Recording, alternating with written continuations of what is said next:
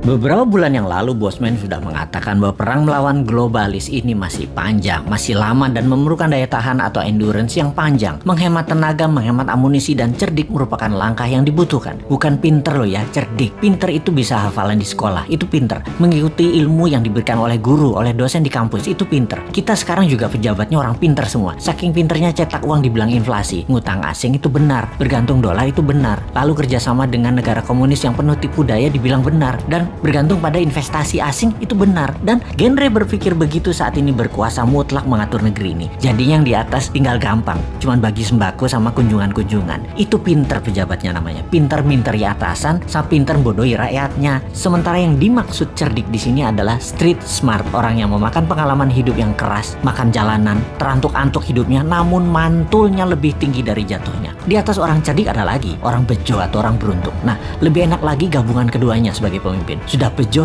cerdik lagi, itu baru pantas jadi pemimpin yang mengatur perang melawan globalis cabal. Oh ya, sebelum lanjut kita harus membedakan pebisnis globalis dan globalis cabal. Cabal adalah secret society, lebih menginginkan kepengendalian mutlak atas kehidupan manusia. Cabalis itu sudah pegang kendali atas teknologi, atas informasi, kendali atas komunikasi, sistem keuangan, dan sekarang kendali ke arah dua hal yang penting, yaitu kesehatan serta makanan. Musuh negara tidak berdaulat yang pemimpinnya oportunis itu bukan hanya dua negara besar, Tiongkok dan Amerika, tetapi ditambah juga globalis cabal. Jadi ada tiga musuh sebenarnya. Kita detailkan ketiganya, pengendali negara lemah tersebut. Pola kendali terhadap negara lemah atas dua negara besar dan kelompok globalis adalah tiga strategi Tiongkok, yaitu menggunakan soft power kalau Tiongkok ya. Pertama, kendali atas media massa sebuah wilayah. Nomor dua, kendali atas pejabat pemerintahan wilayah yang ditarget serta anggota parlemennya. Kemudian nomor tiga, kendali atas peraturan hukum dan penegakan hukum di wilayah tersebut. Di sisi lain, strategi Amerika itu menggunakan hard power,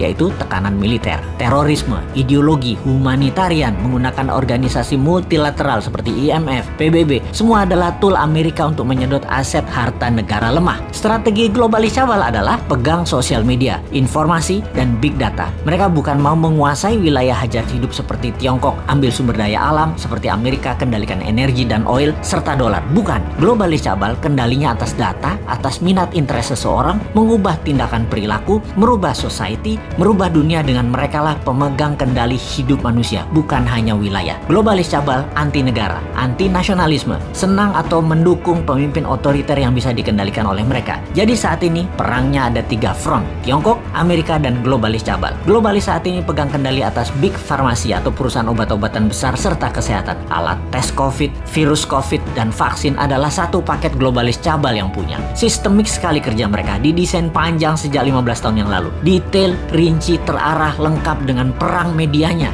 desain ketakutannya, dan alat yang disebut COVID atau virus yang sedikit lebih mematikan dibandingkan flu itu. Bahkan vaksin buat para petinggi big farmasi atau elit globalis cabal beda dengan yang dikasih ke masyarakat. Pastinya yang di masyarakat itu mengandung merkuri. Ini kata data intelijen pertahanan internasional loh ya, mudah-mudahan data ini salah. Vaksin globalis paling nggak suka dengan imunoterapi atau imunodulator, peningkatan imunitas yang dipakai untuk melawan mereka karena tidak bisa didata, tidak bersertifikat. Mereka globalis cabal yang perlu bukan hanya vaksinnya laku, PCR antigennya laku, sebaran virusnya cepat dan meluas, tapi data itu tidak kalah penting bagi mereka. Globalis menyarankan pakai masker dan lockdown di banyak wilayah sesuai dengan saran versi globalis. Semua sudah dibuat protokolnya sehingga efeknya perangnya panjang. Ada yang improvisasi, misalnya pakai imunoterapi lokal, lockdown ringan bergantian, ekonomi jalan biasa, pakai data center satelit sendiri, komunikasi pakai tool negara tersebut sendiri, sosial media punya sendiri, negara tersebut nggak akan rubuh,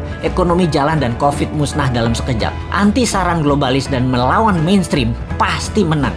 Itulah kenapa di tahun 2019 pertama-tama video Bosman muncul, kita mengingatkan perang yang akan terjadi di tahun 2020 dan tahun 2021 dengan akhir kalimat bertanya, sudah siapkah Indonesia? Untuk apa? Untuk punya Google sendiri, punya Facebook sendiri, punya satelit komunikasi sendiri, punya data center sendiri, punya Twitter sendiri, punya TikTok sendiri, punya begituan deh. Ini kira-kira maksudnya. Hanya di tahun 2019 awal tersebut kita menginformasikannya pelan-pelan, muter-muter bersanepo gaya bahasa pengandaian dan indirect language.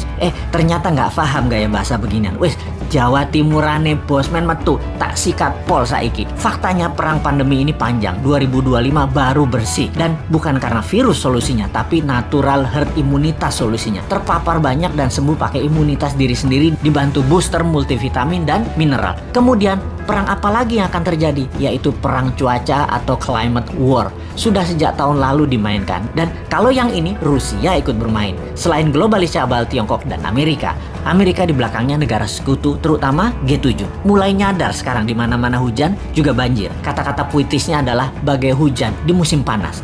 Jadi kenyataan benar karena ya direkayasa cuacanya. Masihkah tidak sadar juga setelah pandemi maka kesengsaraan lain akan terjadi yaitu kelangkaan pangan? Sudah siapkah kita? Atau seperti 2 tahun ini walau sudah diingatkan tetap aja menjalankan semua seakan-akan seperti anak SD gambar pemandangan 2 gunung, matahari, dan sawah. Wapokmu kapan?